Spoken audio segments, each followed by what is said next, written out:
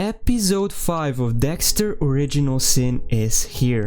The storylines are starting to connect, everything is getting more and more interesting. We've seen Dexter learning from his mistakes, we've seen Harry struggle, Debra's emotions getting the best of her. There were a lot of unpredictable moments.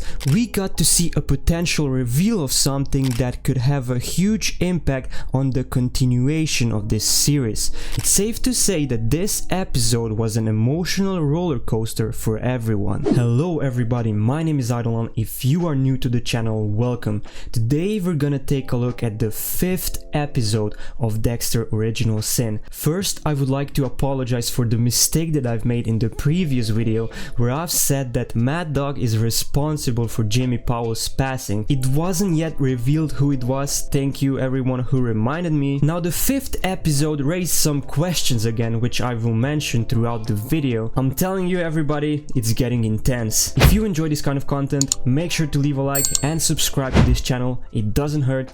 Now let's get to the episode. The episode starts right after the end of 4th episode. It shows Dexter hiding behind a tree and the driver who ran over Mad Dog is completely in shambles. He has to call 911 and Dexter makes his calculation considering the fact that Mad Dog didn't have a wallet, ID or anything on him. He has about 15 minutes to clean up the crime scene. Thankfully he has enough tools with himself, but unfortunately 12 minutes in the officer shows up at the house. That was one of Dexter's unlucky nights, but thankfully Dexter managed to successfully hide himself and they don't find anything at Mad Dog's house. When Dexter arrives at home, Harry is furious after hearing Mad Dog's name on the police radio.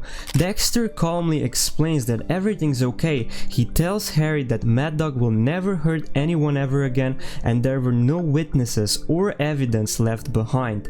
Harry is still upset and he tells Dexter that it was a mistake letting him do any of the things he did because he just wasn't ready and he has to think through all the possibilities when it comes down to taking care of people. Harry then grounds Dexter. Even though Dexter is a grown man, he's not allowed to leave the house until Harry says so. He's not even allowed to go to work. I wonder how does the rest of Miami Metro Department feel about that. Maybe Harry told them that he's sick and he has to stay at home. After all, Dexter is just an intern for now. He's not officially working for Miami Metro. What was the hardest for Dexter in all of that was not feeding his hungry dark passenger. In the next scene, we get to see Debra arriving at school in a car with her boyfriend Gio, the guy she met at the club, and it seems like they are getting really close. All the girls are jealously looking at her, especially Tiff, but there was no Sophia. Anyways, in the meantime, Harry checks on a deceased Mad Dog just so he could be sure there's not any evidence that could make this case go to homicide. At that time, Dexter is very bored at home. He can barely find anything to entertain himself with, but he realizes that this is the only way to win back Harry's trust. He then finds a box of brownies in the fridge and he forgets, or maybe he ignores the note which says they are for Debra's volleyball team. While Dexter is unknowingly getting stoned with brownies, Harry is practicing for a trial regarding the Levi Reed case. Then we get to see a flashback of Harry and Laura. She comes back home from a successful deal she made again. They end up talking about what happened between them the other night and at first it seems like Harry regrets it and it was just a one-time thing, but his feelings get the best of him and they make out again. After the flashback, Dexter's brownie story continues as he is completely baked. Deb comes home and realizes what's happening. She's not mad at him, she even decides to join him. It's not like she gets to see stoned Dexter every day. The whole experience leads to great bonding between them. Debra mentions that they should do this more often, then she brings up their mom. The next day is her 1-year anniversary after she passed away. Dexter almost slips up about what he did and they end up laughing and watching I Love Lucy. Finally a peaceful evening for both of them. As I've mentioned, the next day is the 1-year anniversary of Dory's death and Harry agrees with Deb and Dexter that they should pay their respects at her grave. They plan to meet at 5 and Harry says that he needs Dexter at the station. Dexter is so hyped about not being grounded anymore that he doesn't even finish his breakfast. Back at the station, Dexter has to take fingerprints from the man who drove over Mad Dog. He's a bit nervous that the guy might recognize him, but it it turns out he doesn't. After he's finished, he asks Tanya, she was watching horse races and one of them had an accident, what kind of a drug could sedate an animal that large. She mentions etorphin, which is M99. This is the first time Dexter learned about M99 and how this could help him sedate his potential victims. In the meantime, Harry is facing a tough cross-examination from Levi Reed's defense attorney.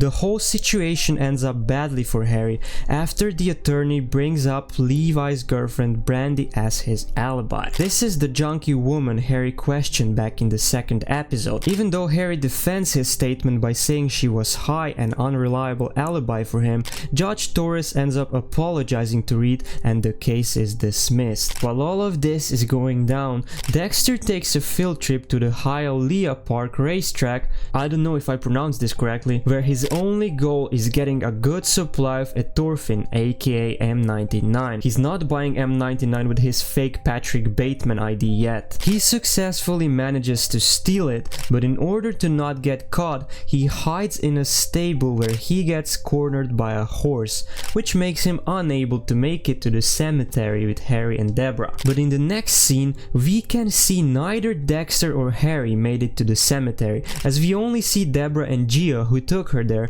He also bought flowers for Debra's mom. The scene ends up with Debra crying at her grave, feeling isolated from Harry and Dexter. The family drama then continues at the station, where Dexter finds out from Angel that Harry never made it to the station after his court appearance. We then see Harry going to the cemetery alone. The scene then cuts back to Harry's flashback, where Harry decides to leave in the middle of the night, but he sees that Dexter isn't asleep, so he decides to put him to bed. Laura sees all of it and suspects that Dexter wasn't the first kid he put to bed. Harry shares with her that he had a son who passed away and that it was his fault. When he returns home, Doris reveals that she's pregnant. Harry is a bit confused and mentions that he doesn't know how this is possible if they weren't even trying. Another suspicious moment. The kid Doris is pregnant with is obviously Debra, but does that mean she isn't Harry's daughter either if they weren't trying? I may be way over in my head, but this part was just a little confusing to me. Anyways, after the flashback, we see Debra and Gio on a date in his car, parked at the spot with an interesting view. Gio mentions that he used to go sailing there and that his dad has a yacht. Okay, hot take, hear me out. If Gio's dad has a yacht, does that mean that Gio's dad is Mad Dog? Or maybe Mad Dog is his grandpa and there's some sort of a connection? Could Gio be the main villain of the show, considering Debra's history of dating unstable men? A lot of the questions are currently brewing up in my head. After their date, we get a scene of Harry drinking at the bar. He gets visited by Captain Spencer, and Harry feels so desperate that he even offers his badge, meaning he's stepping down as a detective. Spencer confronts him, telling him that he's one of the best detectives he has, and he tells Harry that he's pulling him off the Jimmy Powell case as a punishment for his failed court case. He will now be working low-profile cases until the situation calms down. Spencer kind of saved his career there. He could have easily fired him, but saving his career still wasn't good enough for Harry. He gets drunk and he decides to go after Levi Reed himself. He drives to his house and comes close to shooting him. Harry was too drunk to even tell if he's aiming at the right person. Thankfully, his actions got interfered by Dexter, who was following him after he left the station. Dexter injects him with M99 and prevents Harry from making his situation even worse. Harry then wakes up on Dexter's table, where Dexter shows him that now he's fully prepared for the next time he goes after someone. He proves to Harry that from now on he's thinking through all the possibilities. He explains that he's found the perfect tranquilizer and that he even calculated the dosage for his weight and body fat composition. He even made sure there was no interaction with Harry's heart medication. But considering the fact that Harry's body was full of alcohol, I don't think those calculations were accurate. When Dexter lets Harry off the table, he tells him that he shouldn't be going after Levi Reed and that this is his job. Harry then gives Dexter an advice, encouraging him to use smelling salts so his victims would wake up faster after they've been dosed. He then literally orders Dexter to take him out. Then we get a quick scene of Deb on a date, Dexter organizing the chairs back at home, and the last thing we get is Dexter paying respects to Doris at the cemetery. Well, Well, instead, like a family, every Morgan went to the cemetery alone. At her grave, Dexter reveals what he misses most about her. He mentions the way she saw a chance at goodness in him that was never really there. He says goodbye to her and the episode ends. This episode was a true emotional roller coaster, from happy moments to sad moments and back to back, you know. A well-written episode. There wasn't a single moment in this episode that would feel boring. And I've also heard the rumors that the Trinity Killer prequel has been announced. Now, I don't know if that's official. What do you guys think about that? Let me know. And as always, don't forget to subscribe, leave a like if you enjoyed it, and I will see you with the next episode. Peace out.